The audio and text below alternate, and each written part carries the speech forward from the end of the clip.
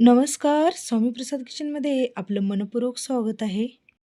आज आपण खमंग आणि खुसखुशीत साबुदाण्याचे थालीपीठ कसे बनवायचे ते आपण या रेसिपीमध्ये बघणार आहोत. तर उपवास म्हणलं की साबुदाणा खिचडी किंवा तळलेले पदार्थ खाऊन कंटाळा येतो. तर अशा पद्धतीने एकदम झटपट होणारे आणि एकदम टेस्टी आणि कमीत कमी तेलामध्ये हे साबुदाण्याचे थालीपीठ केलेले आहे. तर तुम्ही नक्की अशा पद्धतीने करून बघा. एकदम खमंग आणि चविष्ट हे थालीपीठ लागतात. तर हे उपवासाची थालीपीठ तुम्हाला जर डब्याला न्यायचे असेल किंवा दिवसभर मऊसूत राहायचं असेल, तर तुम्हाला एक ट्रिक सांगितलेली आहे. तर व्हिडिओ शेवटपर्यंत पहा. जर व्हिडिओ आवडला तर एक लाईक नक्की करा. जर चॅनलवर नवीन असाल तर सबस्क्राईब करा आणि बाजूची बेल घंटा नक्की क्लिक करा. चला तर मग वेळ न घालता आपण रेसिपीला सुरुवात करूया. तर सगळ्यात पहिल्यांदा इथे साबुदाण्याचे थालीपीठ बनवण्यासाठी एक अर्धा किलो साबुदाणा घेतलेला आहे आणि त्या साबुदाण्याला एक 2 ते 3 पाण्यामध्ये स्वच्छ धुवून घेतलेला आहे आणि हा साबुदाणा एक 7 ते 8 तास भिजू घालून ठेवलेला आहे. तर बघू शकता इथे आपला एकदम मऊसूत मस्त आपलं इथे हे साबुदाणा छान भिजला गेलेला आहे. तर हे साबुदाणा तुम्ही आदल्या दिवशी संध्याकाळी भिजू घातलात तरी पण चालेल. तर इथे आपला मऊसूत हा साबुदाणा छान भिजला गेलेला आहे. तर थालीपीठ बनवण्यासाठी आपल्याला बाकीचं काय-काय साहित्य लागतंय ते बघूया.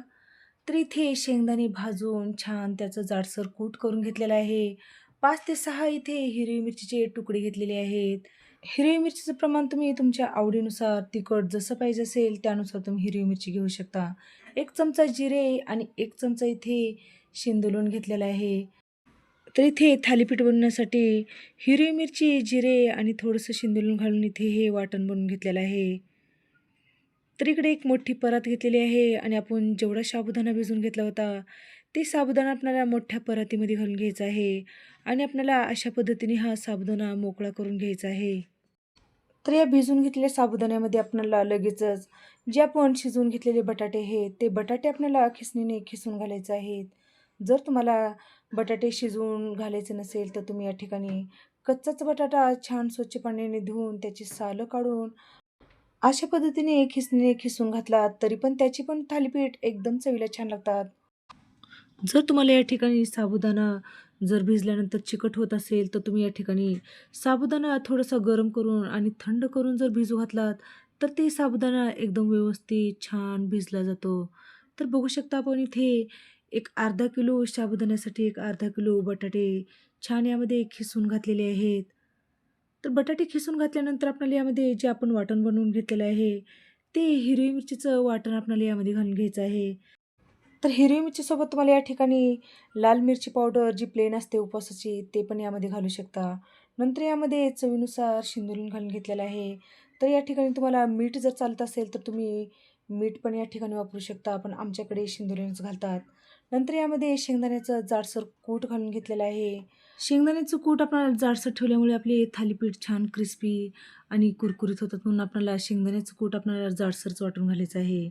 तर इथे 1 चमचा चिली फ्लेक्स घालून घेतलेला आहे. तर या ठिकाणी तुम्ही यामध्ये बारीक चिरून घेतलेली कोथिंबीर घालून घेऊ शकता. ज्यांना उपवासाला कोथिंबीर चालते, त्यांनी यामध्ये कोथिंबीर घालून घेऊ शकता. तर आमच्याकडे उपवासाला कोथिंबीर अजिबात चालत नाही म्हणून यामध्ये मी कोथिंबीर न घालता हे सगळे जिन्नस आपणाला छान मिक्स करून घ्यायचे आहेत. तर हे साबुदाणा, बटाटे आणि घातलेले सगळे जिन्नस आपल्याला एकजीव होईपर्यंत छान यामध्ये मिक्स करून घ्यायचं आहे. तर या ठिकाणी तुम्ही थोडंसं बटाट्याचं प्रमाण कमी जास्त केलात तरी पण चालेल.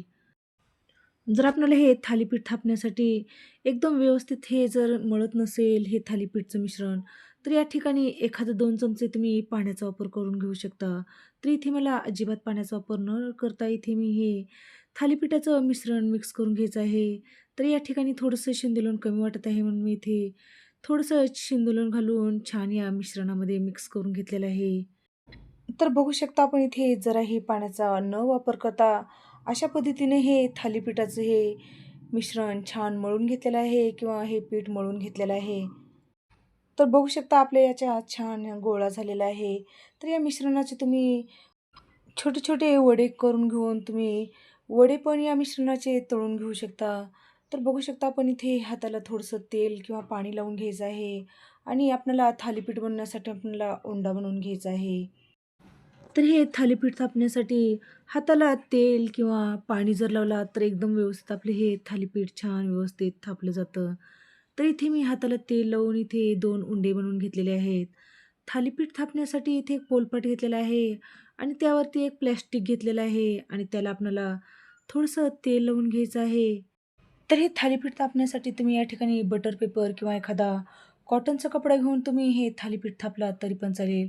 पण अशा पद्धतीने प्लास्टिकवरती जर तुम्ही थालीपीठ थापून घेतलात, तर एकदम व्यवस्थित हे थालीपीठ थापलं जातं आणि अजिबात प्लास्टिकलाही चिटकत नाही आणि हाताला तेल लावून घेतल्यामुळे आपला हा थालीपीठ आपल्या हाताला चिटकत नाही. तर बघू शकता इथे मी एक उंडा घेतलेला आहे आणि अशा पद्धतीने आपल्याला हे थालीपीठ आपल्याला पातळ अशा पद्धतीने पसरवून घ्यायचं आहे.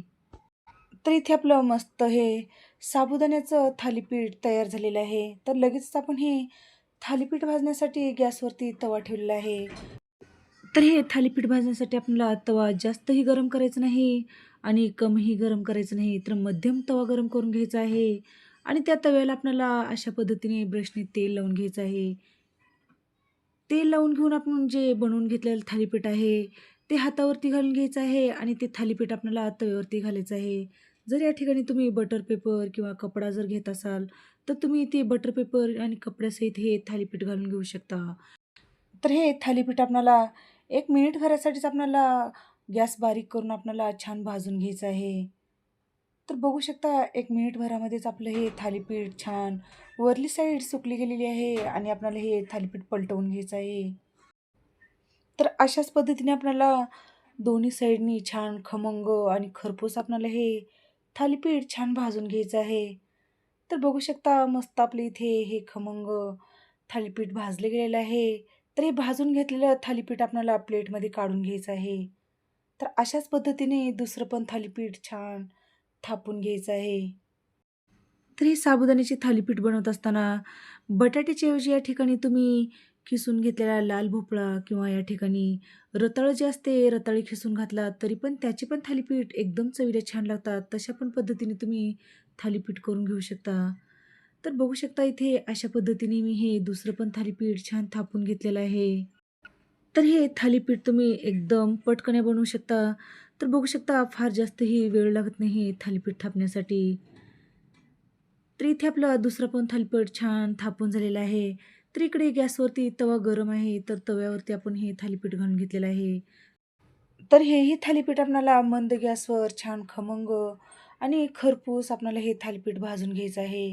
तर दोन्ही साईडनी पण आपल्याला तेल लावून घ्यायचं आहे आणि आपल्याला हे थालीपीठ छान भाजून घ्यायचं आहे.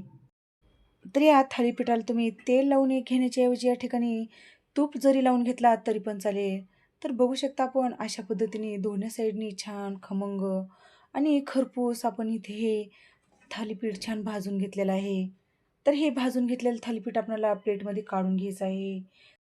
तर इथे मी एक 3 ते 4 या मिश्रणाचे थालीपीठ करून घेतलेले आहे.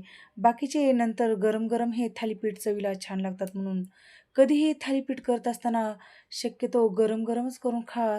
चवीला खूपच छान लागतात. तर तुम्हाला आजची थालीपीठाची रेसिपी कशी वाटली नक्की एक कमेंट करा आणि अशाच नवनवीन रेसिपीज पाहण्यासाठी स्वामीप्रसाद किचन या चॅनलला तुम्ही एक लाईक करा, शेअर करा आणि सबस्क्राईब करा. बाजूची बेल घंटा नक्की क्लिक करा. चला तर मग भेटू अशाच नवीन रेसिपीसोबत. धन्यवाद.